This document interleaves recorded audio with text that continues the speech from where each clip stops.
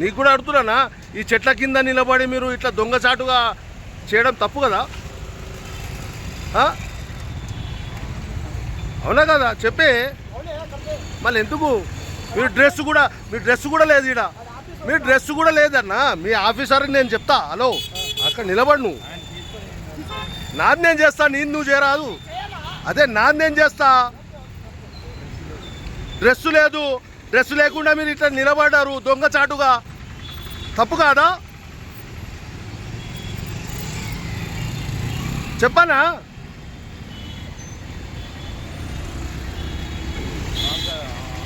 అవునన్నా, నీకే అడుగుతున్నా. ఇప్పుడు డ్రెస్ లేదు నీకు, నువ్వు డ్రెస్ తీపాలా, డ్రెస్తో నిలబడు. డ్రెస్ వేసుకోవా అన్నా? నేను డ్రంక్ అండ్ డ్రైవ్ నాకు తెలుసు, అన్ని తెలుసు, నాకు అన్ని తెలుసు. నేను ఒక రిపోర్టర్ని, నేను అడుగుతున్నా, దానికి సమాధానం చెప్పు. నువ్వు వేరేదేమనకుడు. నువ్వు డ్రెస్ మీద చేస్తావా లేకుంటే సివిల్ మీద చేస్తావా? అదే చెప్పే, నువ్వు సివిల్ మీద చేస్తావా లేకుంటే డ్రెస్ మీద చేస్తావా?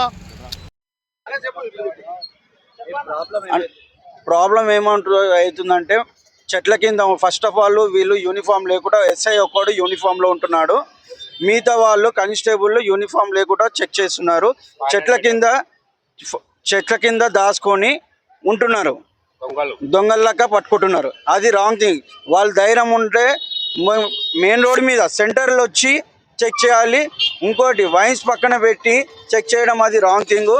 మినిమం ½ కిలోమీటర్లో పెట్టాలి చెక్కింగ్ ఇది. ఇంకోటి ఏమవుతుందంటే ఫ్యామిలీస్లలో ఇంటికి పోయి తాగితే ప్రాబ్లం అవుతుందని చెప్పి పిల్లలు ఉంటారు, చిన్న పిల్లలు, వాళ్ళకు కూడా మనం చూసి వాళ్ళు నేర్చుకుంటారు అని చెప్పి మనం అలసిపోయి ఉంటాము, డ్రైవింగ్ చేస్తుంటారు, కష్టపడి ఉంటారు, మార్నింగ్ అంతా కష్టపడి ఉంటారు కాబట్టి జర రిలాక్స్ కోసం ఒక పెగ్గు తాగి వెళ్తారని చెప్పి ఇది ఉంటాము. కానీ వీళ్ళు ఏం చేస్తున్నారంటే వైన్స్ పక్క పంటి పెట్టి చెక్ చేయడం జరుగుతున్నది. ఇది మాత్రం రాంగ్ థింగ్. ఇది యూనిఫామ్లో ఉండలేరు, వాళ్ళు చెట్ల కింద దాచుకొని ఉంటున్నారు. అది చీకట్లో ఉంటున్నారు, వెనకకు మరంగానే పట్టేసుకుంటున్నారు. అది కాకపోతే వైన్స్ ½ కిలోమీటర్ లోపల చెక్కింగ్ ఉండాలి. ఇది పై వారికి వెళ్ళాల్సిందిగా కోరుతున్నాం మేము.